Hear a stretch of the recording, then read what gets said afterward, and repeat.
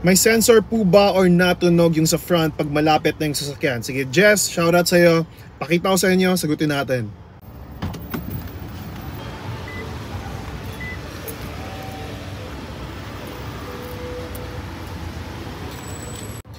So if you guys noticed, wala po siya nung circle na maliliit na mga bilog dun sa harap ng kanyang kaha, no?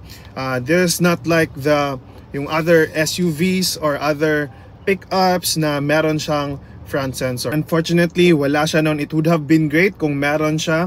What you have is yung sa back sonar niya, it can detect pag may dumadaan or may mga objects na nakahinder. But if you ask me, sobrang jump pack na din kasi sa features si Toyota Veloz, and having the 360-degree camera angle, that's gonna be more than enough for me. Having that top view capability is really more than enough para sa akin. So if you wanna know more about the Toyota Veloz, I've created a playlist for you guys, or with other 7-seaters as well, on my YouTube playlist. Tignan nyo na lang. Sana nakatulong. Follow for more.